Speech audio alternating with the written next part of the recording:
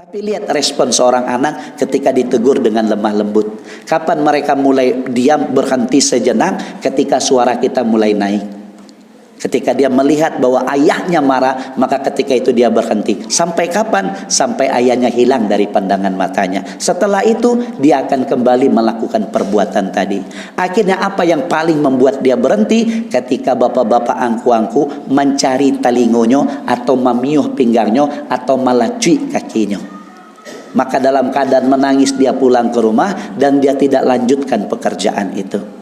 Pertanyaannya sederhana, haruskah murka Allah? Rasa sakit itu menempel pada tubuh kita. Kehilangan air mata yang menetes membuat kita menyadari bahwa pekerjaan selama ini membuat kita jauh dari Allah.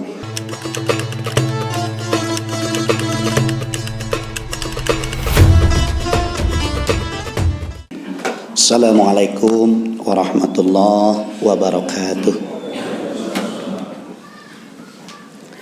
Alhamdulillah, alhamdulillahillazi arsala rasulahu bil huda wa dinil haq liyuzhirahu ala dini kulli wa kafa billahi syahida.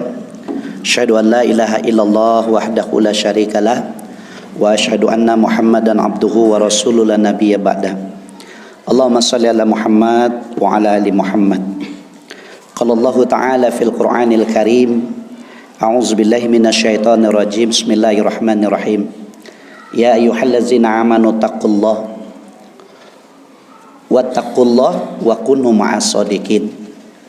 Pada salah satu penggalan ayat Allah mengatakan, wahai orang beriman, bertakwalah kepada Allah. Kemudian pada ayat yang lain Allah mengatakan salah satu cara untuk menjaga ketakwaan kalian kepada Tuhan kalian adalah ketika kalian menemukan orang yang tepat yang akan menjadi sahabat dalam perjalanan untuk menjaga ketakwaan. Kiasan ini diperlihatkan dalam proses perjalanan hijrah Nabi dari Mekah menuju Madinah. Kalaulah memang kekuatan itu yang lebih diutamakan, maka tentu kawan yang dipilih untuk perjalanan pastilah Umar dan Hamzah. Tapi mengapa Abu Bakar? Kalaulah memang kekuasaan, harta yang berlimpah menjadi satu kemudahan untuk menyukseskan sebuah perjalanan, pasti yang akan dipilih adalah Abdurrahman bin Auf atau Utsman bin Affan. Tapi mengapa Abu Bakar? Karena ternyata para ulama memaknai perjalanan hijrah ini ketika Rasul memilih Abu Bakar karena kesolehannya.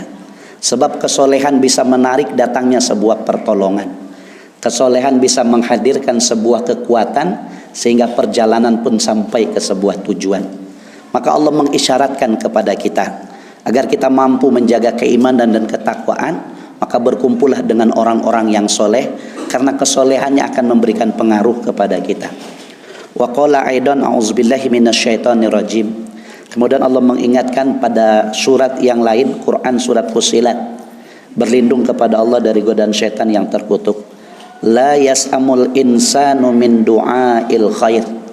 Manusia itu tidaklah pernah jenuh atau jemu untuk meminta kebaikan kalau itu untuk dirinya. Wa immasyahus syarru faya'usun qanut. Namun jikalau mereka diuji dengan berbagai macam ujian, musibah atau sakit, maka mereka gampang berputus asa dan gampang merasa lemah, lari dari karunia atau rahmat Allah. Begitulah manusia. Wa iza an'amna 'alal insani min a'rada wa na'a bi janibi.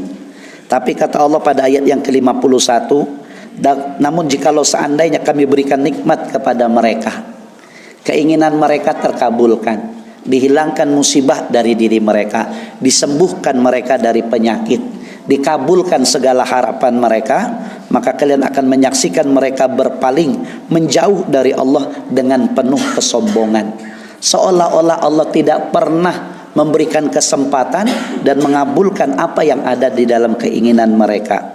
Wa idza masyahu syarru fazu du'ain arid. Tapi jikalau kami kembalikan kembali musibah itu, ujian itu, permasalahan itu, maka kalian akan saksikan mereka akan berdoa sangat banyak meminta agar Allah menyelamatkan mereka. Quran surat Fussilat ayat yang ke-49 dan ayat yang ke-51. Lalu apa sikap kita? Apa yang harus kita lakukan dengan karakter manusia ini? Maka Allah sampaikan di dalam Al-Quran surat Al-Kahfi pada ayat yang ke-28. Wala tuti' man aghfalna qalbah. Maka jangan kalian ikuti, kata Allah, orang yang dilalaikan itu. Dari apa?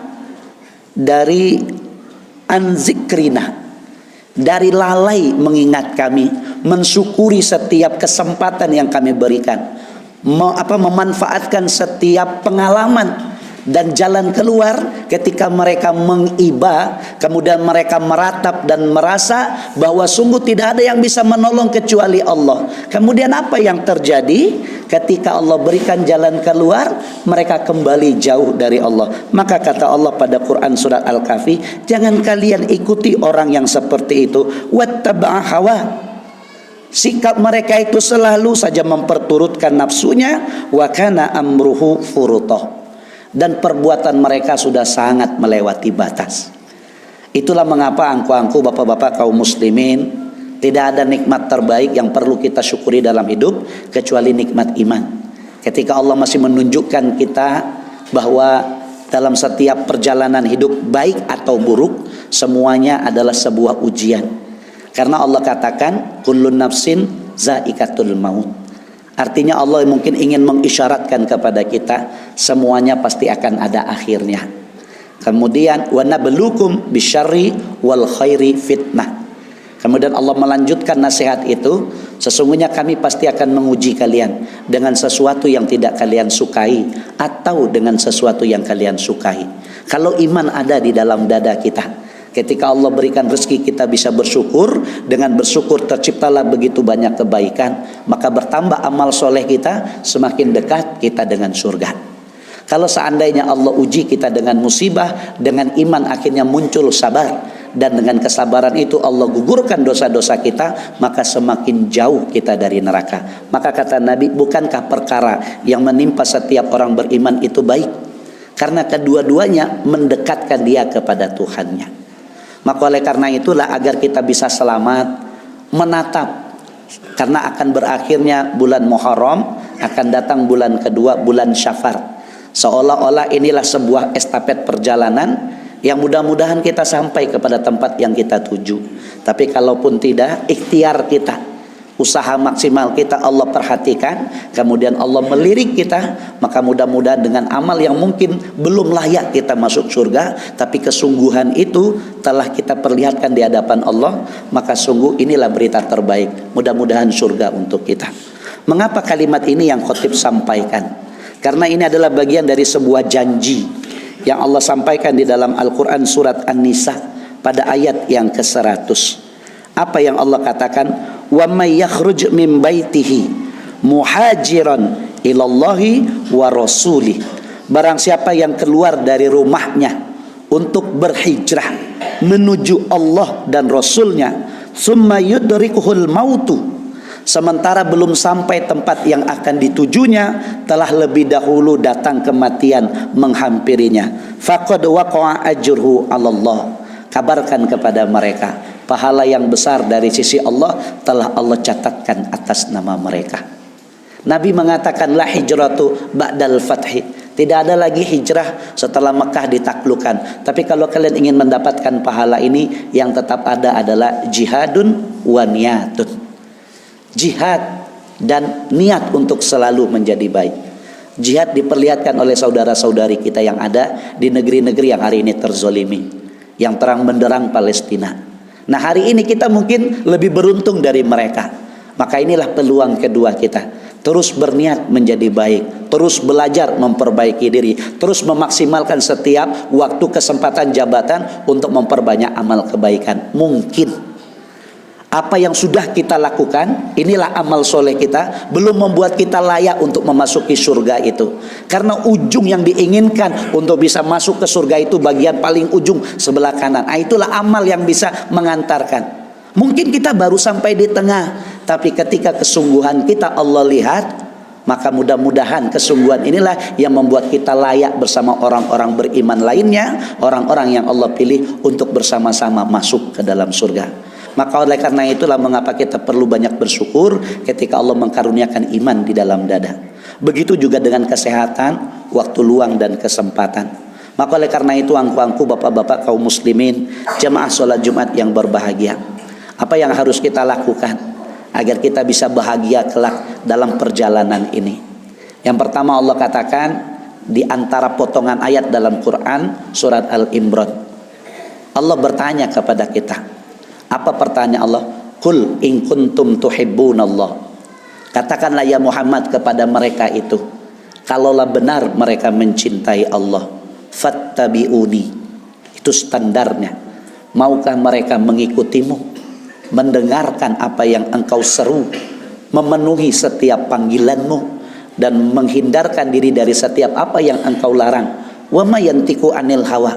Karena apapun yang engkau ucapkan, apapun yang engkau ajarkan, itu bukan karena nafsumu. In hiya illa wahyu yuha. Kalau Al-Quran dia wahyu. Kalaupun seandainya perbuatan Nabi, semua petunjuk dari Allah. Maka itulah ada kalimat atiullah wa atiur rasul. Terkait dengan manusia, wa ulil amri. Tidak ada kalimat atiu, karena ketaatan 100% hanya untuk Allah dan Rasulnya. Maka jikalau mereka mentaatimu, maka katakan kepada mereka yuhibbukumullah. Baru Allah membalas cinta mereka, wa yaghfir lakum dzunubakum. Baru Allah akan mengampuni dosa mereka. Maka apa salah satu yang dinasihatkan oleh Nabi yang perlu menjadi perhatian bagi kita di Jumat kali ini? Dari salah seorang sahabat Nabi bernama Jabir bin Abdullah radhiyallahu anhu. Hadis ini diriwayatkan oleh Imam Ibnu Majah dalam kitabnya Sunan Imam Ibnu Majah. Nabi mengatakan, ya ayuhan nas, wahai manusia, seluruh kita yang hadir ini, tubu ila rabbikum, maka bersegeralah bertobat kepada Tuhanmu, qabla an tamutu, sebelum kalian mati. Sederhana nasihatnya tapi dalam maknanya. Jangan ditunggu sudah sakit, jangan ditunggu nyawa sudah sampai di tenggorokan, baru kalian akan memperbaiki diri kalian di hadapan Tuhan kalian. Selama masih ada kesempatan, maka bersegeralah, jangan lagi ditunda. Tidakkah kita disuruh belajar dari kisah-kisah orang-orang terdahulu? Wala naqussu alaikna min amba'ir rasul. Di potongan ayat Quran surat Hud Allah mengatakan, dan tidaklah kami menceritakan kisah yang terjadi pada masa para rasul, di antara tujuannya wazikra lil mu'minin, agar menjadi peringatan bagi orang-orang yang beriman. Apa di antara kisah para nabi? Lihatlah Fir'aun, silih berganti penjelasan, silih berganti mukjizat diperlihatkan, silih berganti jawaban yang dimintakan dan dijawab dan dibuktikan oleh Allah. Dengan segala kesombongan Fir'aun ketika berhadapan dengan Nabiullah Musa alaihissalam, silih berganti berita gembira, silih berganti bukti dihadirkan, tapi tetap saja Fir'aun bangkang atau lari berpaling dari Allah dengan penuh kesombongan. Sampai akhirnya ketika nyawa telah di tenggorokan, ketika dia mulai mengapung mencari nafas di tengah laut merah, maka ketika itu dia berkata, kalau begini aku percaya kepada Tuhannya Musa dan Harun, maka diterimakah taubatnya? Maka seolah-olah Nabi ingin mengingatkan kita, jangan seperti Fir'aun. Ibarat ilustrasi kecil, walaqad sarafna fi hadzal Qur'an linnas min kulli masal. Berapa banyak kami menjelaskan kepada manusia dengan perumpamaan. Kalau ada anak-anak, dia suka mandi hujan, kemudian bermain air yang kotor tergenang atau pasir. Sementara kita berpikir jangka panjang, dia berpikir jangka pendek. Menurutnya ini hobi yang baik, karena dia bisa mengeluarkan ekspresi segala yang ada di dalam dadanya. Tapi kita tahu bahwa angin yang kencang tidak baik untuk kesehatannya ketika kita melihat badannya sudah mulai kurus, belum lagi kukunya yang hitam. Maka dengan penuh kasih sayang kita akan menegur agar ia berhenti dari kotoran itu. Tapi lihat respon seorang anak ketika ditegur dengan lemah lembut. Kapan mereka mulai diam berhenti sejenak? Ketika suara kita mulai naik. Ketika dia melihat bahwa ayahnya marah, maka ketika itu dia berhenti. Sampai kapan? Sampai ayahnya hilang dari pandangan matanya. Setelah itu dia akan kembali melakukan perbuatan tadi. Akhirnya apa yang paling membuat dia berhenti? Ketika bapak-bapak angku-angku mencari talingonyo, atau mamiuh pinggangnya, atau malah cuy kakinya. Maka dalam keadaan menangis dia pulang ke rumah dan dia tidak lanjutkan pekerjaan itu. Pertanyaannya sederhana, haruskah murka Allah? Rasa sakit itu menempel pada tubuh kita. Kehilangan air mata yang menetes membuat kita menyadari bahwa pekerjaan selama ini membuat kita jauh dari Allah. Atau cukupkah nasihat ini? Maka oleh karena itu masuk nasihat yang kedua. Apa yang disampaikan oleh Rasul kepada kita melalui lisan Jabir bin Abdullah radhiyallahu anhu. Wabadiru ilahi bil a'mali sholihah. Maka mendekatlah kamu, mulailah mencari perhatian Allah. Mendekatlah dengan cara apa? Dengan amal-amalmu. Karena logikanya begini angku-angku bapak-bapak. Kalau kita jadi wali murid, kemudian diberi kesempatan untuk datang ke sekolah, biasa kasusnya cuma dua, anak berprestasi atau anak bermasalah. Kalau anaknya berprestasi, maka pihak sekolah manggil, karena dia akan mengabarkan berita gembira. Oh, anak bapak baru sudah menang olimpiade. Dan semuanya itu membahagiakan. Atau kita dipanggil ke sekolah karena anak kita troublemaker. Mungkin dia sudah berkelahi yang membuat terluka kawannya, mungkin masuk rumah sakit, atau mungkin dia sudah mencuri, atau perilaku yang membuat sekolah itu mesti bertemu dengan orang tuanya. Kalau anak kita biasa-biasa saja, maka mustahil kita mendapatkan kesempatan untuk datang ke sekolah itu, kecuali kalau kita punya kebutuhan. Maka samalah bapak-bapak angku-angku, kira-kira apa yang akan membuat Allah mau menemui kita? Bukankah nikmat penghuni surga terbesar adalah ketika ia bertemu dengan Tuhannya, melihat Allah sebagaimana kata Rasul, kalian melihat matahari dengan mata kalian. Maka di ujung surah Al-Kahfi Allah bertanya, "Faman kana yarju liqa'a rabbih." Kalau benar kalian merindukan bertemu dengan Rabb kalian dalam keadaan bahagia, penuhi dua syaratnya. Satu, falyamal amalan solihah. Siapkan amal soleh terbaik kalian. Dua, wala yusyrik bi ibadati rabbihi ahada. Maka amal itu harus karena Tuhan kalian, bukan karena yang lain. Maka oleh karena itulah Nabi mengatakan, maka mendekatlah kalian kepada Rabb kalian dengan amal-amal kalian. Kemudian wasilul ladzi bainahu wa bainakum. Maka perbaikilah hubungan kalian dengan Rabb kalian. Karena mungkin selama ini kita mendekat kalau kita punya hajat. Tapi ketika hajat itu telah selesai, telah kita dapatkan, kita menjauh. Ketika datang musibah, kita rajin ke masjid, kita mengatakan, Ya Allah, Ya Allah. Tapi ketika musibah hilang, ketika penyakit hilang, kalian kembali lalai dari Allah.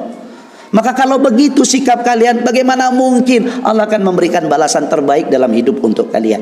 Maka perbaiki hubungan kalian itu. Bagaimana cara memperbaikinya? Kata Nabi, bi kasrati zikrikum.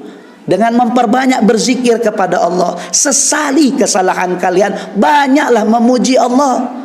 Mudah-mudahan dengan cara begitu Allah tertarik untuk memandang kalian dan menyelamatkan kalian dari murkanya. Karena dalam sebuah hadis qudsi diriwayatkan oleh Imam Muslim, diceritakan oleh Abu Hurairah, didengar oleh Nabi. Di apa di antara bunyi potongannya, Allah menyatakan bahwa kasih sayangnya, rahmatnya mendahului murkanya.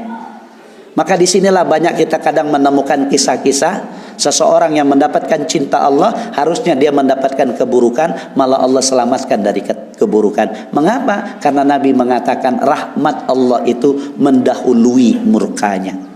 Maka disinilah disebut Ghafurur Rahim. Allah itu maha pengampun lagi maha penyayang. Maka perbanyaklah berzikir. Yang kedua, wabi kasratis sedekah.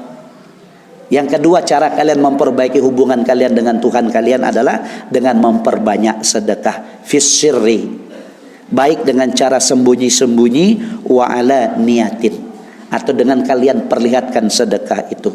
Kalau ini mau kalian perhatikan, bersegera bertaubat.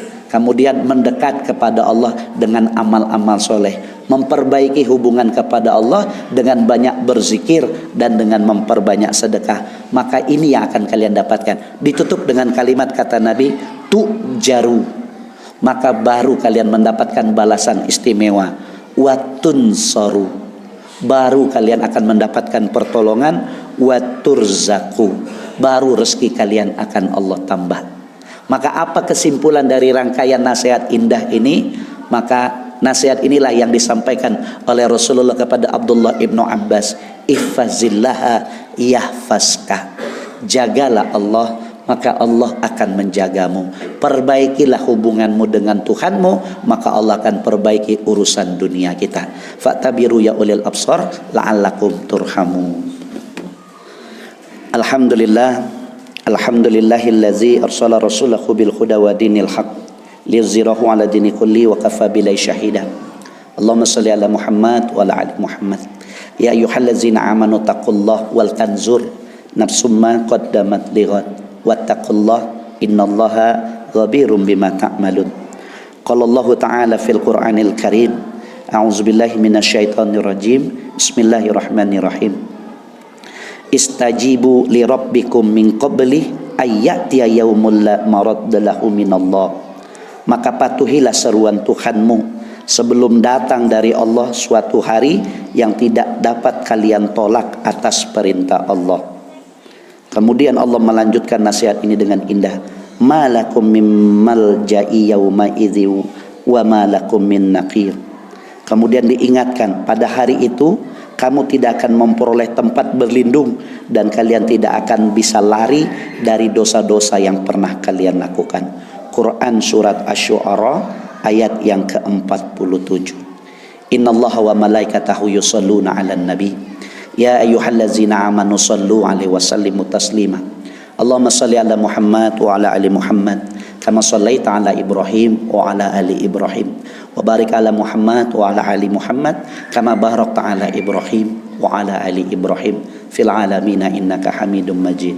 Allahumma ighfir lil muslimin wal muslimat wal mu'min wal mu'minat al ahya'i minhum wal amwat innaka qaribun mujibu da'wat ya qadiyal hajat. Allahumma ansuril Islam wal muslimin wal mujahidin fi kulli makan wa fi kulli zaman wa bil khususan Palestin wa azilla syirka wal musyrikin wal munafikin wa bil khususan kafirin zionis laknatullah alaih wa dammir a'da'aka a'da'ad-din. Allahumma ighfir lahum warhamhum wa'afihi wa'fu anhum. Allahumma la tahrimna ajrahum wa la taftinna ba'dahum waghfir lana wa lahum wa li ikhwanina allazina sabaquna bil iman wa la taj'al fi qulubina ghillan lil ladzina amanu innaka ra'ufur rahim. Rabbana zalamna anfusana wa illam taghfir lana wa tarhamna lanakunanna minal khasirin. Allahumma anta rabbi la ilaha illa anta khalaqtana wa nahnu abduka wa nahnu ala abdika wa wa'dika mastata'na wa na'udzubika min syarri ma sana'na. Abu'u laka bi ni'matika alayya wa abu'u bi dzambi faghfir lana ya Allah. Allahumma ighfir lana wa li walidayna warhamhuma kama rabbayana shighara. Rabbana hab lana min azwajina wa dzurriyyatina qurrata a'yun waj'alna lil muttaqina imama. Rabbana atina fid dunya hasanah wa fil akhirati hasanah wa qina azabad dunya wa qina azabal qubur wa qina azabal yaumil mahsyar wa qina azaban nar. Ibadallah, innallaha ya'muru bil adli wa ihsan wa ita'izil qurba wa yanha 'anil fahsya'i wal munkar wal baghi ya'izukum la'allakum tadhakkarun wa la zikrullahi akbar. Aqimus shalah.